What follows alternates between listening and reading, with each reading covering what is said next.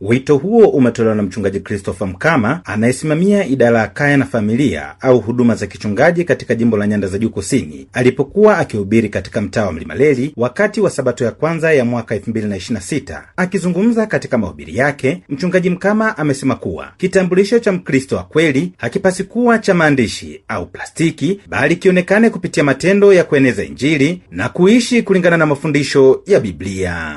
Nawatia moyo wasafiri wenzangu wa kwenda mbinguni kutafuta kitambulisho ambacho kinafafanuliwa kupitia utume.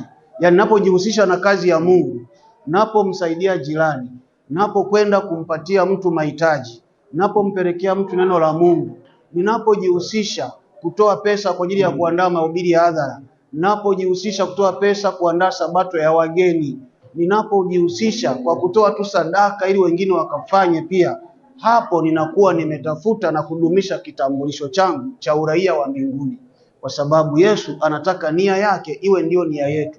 Kwa kuwa nia ya Yesu ilikuwa ni kutafuta na kuokoa kilichopotea, na huo ndio utambulisho wa Yesu milele na milele, basi anataka uwe ndio utambulisho wetu, kutafuta na kuokoa kilichopotea. Baada ya ujumbe huo, baadhi ya waumini waliohudhuria Sabato hiyo wameeleza kuwa wito uliotolewa umegusa na kuhamasisha kuanza mwaka mpya wa 2026 kwa bidii katika kuhakikisha kazi ya Mungu inasonga mbele, wakisema kuwa ni wakati wa kanisa kujitokeza zaidi katika jamii kwa matendo yanayoakisi imani yao. Majina naitwa Huruma Songa. Nimefurahia na huduma ya leo ya Pastor Mkama ya kutuhamasisha kwamba 2026 tutafanya kazi kwa uaminifu. Kwa majina naitwa Ezekiel Ayubu, ni mshiriki wa kanisa la Mlimaleli na mtaa pia wa Mlimaleli. Hakika kwa siku ya leo tumejifunza somo zuri sana kutoka kwa Pastor Christopher, ambaye ametufundisha kwamba kila mshiriki anapaswa kuwa na kitambulisho kama mtumishi wa Mungu.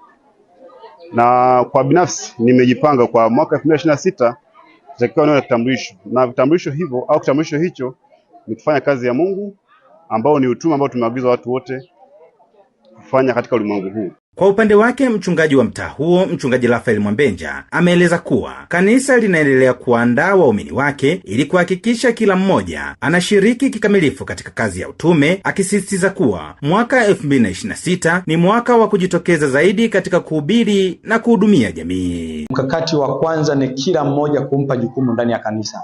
Kila mshiriki atakuwa na jukumu la kufanya, atakuwa na kazi ya kufanya. Hata kama akubahatika kuchaguliwa kwenye safu ya uongozi na ofisa wa kanisa, lakini bado ziko kazi zingine ambazo atapewa. Kila mshiriki tutahakikisha atagawa kitabu walau kimoja kwa mwaka huu 2026 kwa mtu mmoja ambaye amemwandaa kwa ajili ya kuwa sehemu ya kanisa hili la Waadventista wa Sabato. Samuel Mpogole, Hope Channel Tanzania.